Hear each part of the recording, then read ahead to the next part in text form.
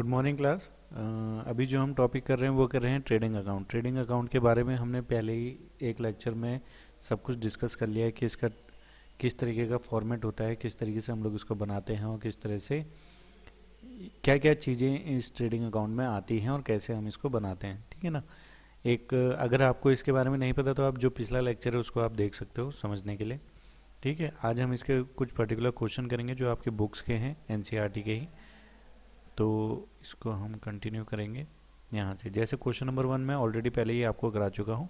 Question number 2 जो है ये है, फ्रॉम द फॉलोइंग बैलेंस से extracted from the books of Mrs Messrs Ahuja and Nanda, calculate the amount of cost of goods available for sale, cost of goods sold during the year और gross profit.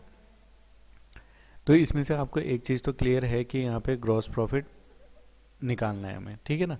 अब जो gross profit निकालने की बारी आ रही है तो ये हमें पता है कि ये हम तो ट्रेडिंग अकाउंट इसके लिए बनाना पड़ेगा। ठीक है ना, ट्रेडिंग अकाउंट हमें बनाना पड़ेगा। अब ये है cost of goods sold during the year, हमारे पूरे साल में हमने कितने का सामान बेचा, और cost of goods available for sale, ये निकालने के लिए कुछ फॉर्मूले हैं, या अगर आप फॉर्मूले ना भी बोले उनको बेसिक सा है, उसको हम किस तरीके से निकाल सकते हैं तो वो हम देखते हैं। ठीक है। Cost of goods available for sale मतलब कितना हमारे पास सामान अभी बचा हुआ है ना, कि जो हम ये हमने बेचना है। ठीक है, मान लेते हैं भैया आपने 10 रोटियां बना ली तो उसकी कॉस्ट कितनी आई। ठीक है, उन 10 रोटियों की कॉस्ट कितनी है जो आपने बेचनी है, तो आप बना चुके हो।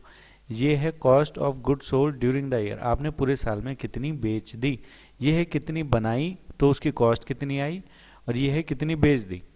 ठीक है ना, और ये है gross profit.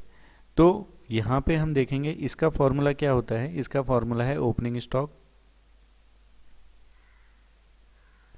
Opening stock plus net purchase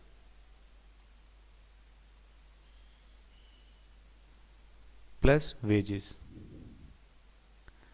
अगर आप इन तीनों को प्लस करोगे तो आपके पास क्या निकल जाएगा कि आपने जो भी सामान बनाया पूरे साल में उसकी कॉस्ट कितनी आई, है कि नहीं।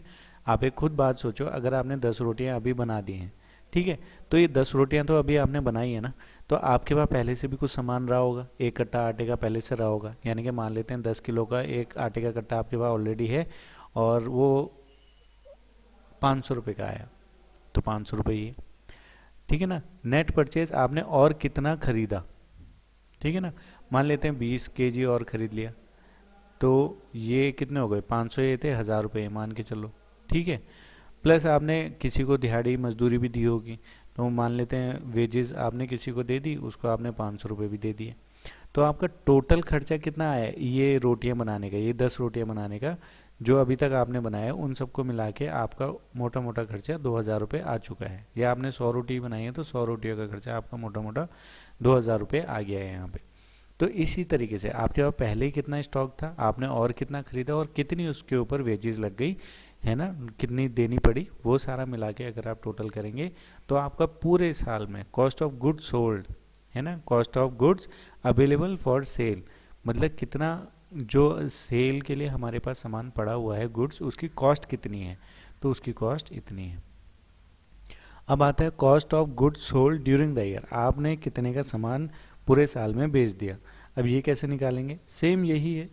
ठीक है ना, प्लस ये देखो ओपनिंग स्टॉक, जितना हमारे पास, पहले हमें ये तो पता हो कि हमारे सामान की कीमत कितनी है, तभी तो हम पता लगा पाएंगे। तो हमने जितने का सामान था पहले हमारे पास वो, प्लस नेट परचेज जितने का और ख़रीदा, प्लस वेजेस जितनी की हमने उसमें मजदूरी भी दिहाड़ी मजदूरी दे दी।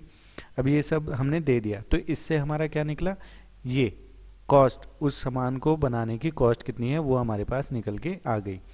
अब हमारे पास जो सामान बचा है अगर हम उसको माइनस कर देंगे यानी कि क्लोजिंग स्टॉक, तो हमारे पास ये निकल के आ जाएगा, है ना। अब मान लेते हैं ये जो है 2000 रुपये यहाँ पे है, ये है हमारे 100 रोटियाँ बनाने की कीमत। अब हमने इसको मार्केट में जब बेचा तो 3000 में बिकी होंगी, है कि नहीं है, 3000 में बिकी। तो मान लेते एक बार के लिए, चलो ये भी मान लेते हैं 100 रोटियाँ हैं, 80 रोटियाँ ही बिकी। ठीक है, तो अभी 20 रोटियां तो बच रखी हैं ना, है ना। तो वो है cost of good sold during the year, कितना सामान बिक गया, 80 बिक गया है, 20 रह गया है। तो हमें कैसे पता चलेगा कि हमारे पास 80 बिक गया, जब हम 100 माइनस 20 करेंगे। भाई 100 बनाई थी, 20 रह गई, यानी कि 80 बिक गई होंगी, है कि नहीं है? तो ऐसे ही हम लोग ये भी करते हैं। तो ये पूरा टोटल जितना था, ये जो फॉर्मूला है, ये निकालने का फॉर्मूला है किस चीज़ का, कि आप पहले ये पता लगाओ कि आपकी कॉस्ट कितनी आ रही है जब आप वो सामान बना रहे हो तब। समझ में आया? आपने एक फ़ोन बनाया, उस फ़ोन को बनाने में कितनी कीमत लग रही है?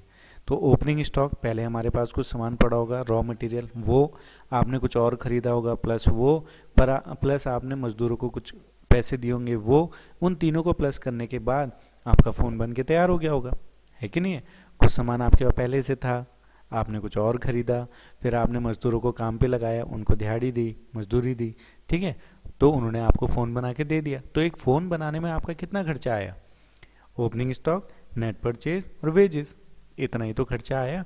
तो इनको जब प्लस करा तो आपके पास एक फ़ोन बन के आ गया।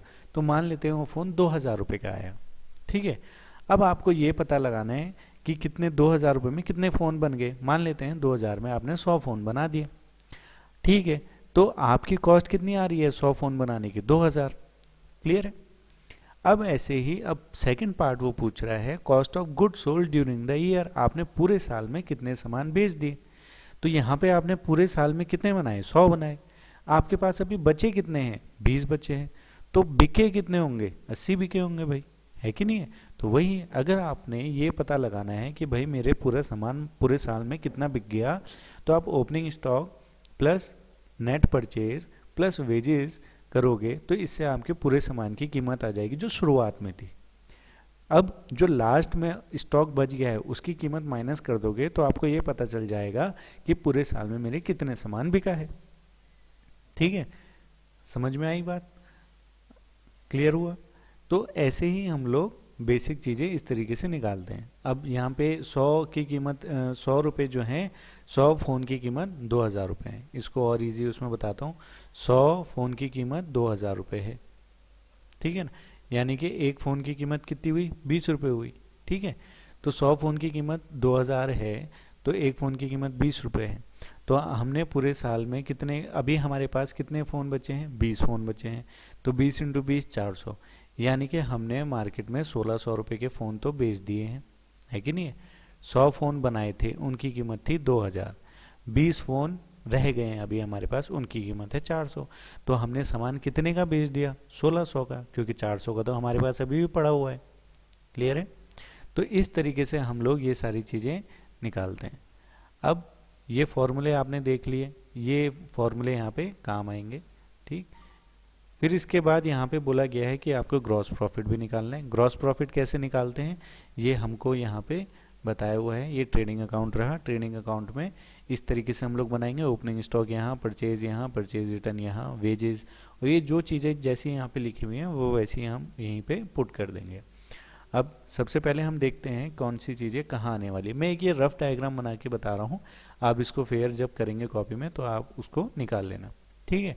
अब जैसे पहला वाला है तो मैंने यहाँ पे फॉर्मूला लिख दिया है, आप इसको पुट करेंगे इसमें वैल्यू तो आपका आंसर आ जाएगा। फॉर एग्जांपल ओपनिंग स्टॉक कितनी है? 25,000। तो 25,000 रुपये ये हैं, प्लस नेट परचेज। यहाँ पे नेट परचेज कितने की है टोटल? अब यहाँ पे आता है नेट परचेज। तो नेट परचेज, अब यहाँ पे देखेंगे नेट परचेज मतलब क्या होता है। एक तो होता है सिंपल परचेज, ठीक है ना? सिंपल परचेज है मतलब सिंपल परचेज, आपने खरीदा बस हो गया। पर नेट परचेज में हम ये देखते हैं, एक तो हो गई परचेज, एक हो गई कैश परचेज, एक हो गई क्रेडिट परचेज। इन दोनों में से कुछ है ना, अगर ये दोनों हैं तो इन दोनों को मिला के हम बोलते हैं नेट परचेज। तो यहाँ पे हमारी क्रेडिट परचेज भी है, यहाँ पे हमारी कैश परचेज भी है। तो ये दोनों को मिलाओगे तो कितना हो गया? 7,50,000 ये है और 3,00,000 ये है, ठीक है?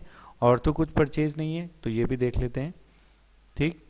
हमारे पास और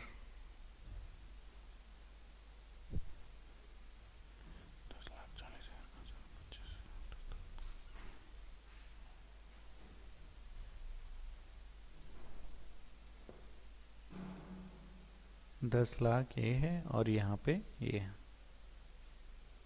ठीक? तो अभी हमने देख लिया, यहाँ पे हमने क्रेडिट परचेज करी थी 7,50,000 की, हमने कैश परचेज करी 3,00,000 की, तो टोटल हमने परचेज कितनी करी, 10,50,000 की। और हम यहाँ पे देख रहे हैं 10,000 का हमने माइनस भी किया है, तो 10,000 हम यहाँ माइनस कर देंगे, तो हमने टोटल परचेज कितने की करी है, 10,40,000 की। तो नेट परचेज हमारा ये आ गया, तो 10,40,000 रुपये ये हो गया। प्लस वेजेस, वेजेस कितने की है भाई, वेजेस हमने देखा 1 लाख की है, तो 1 लाख रुपये हम यहाँ पे ऐड कर देंगे।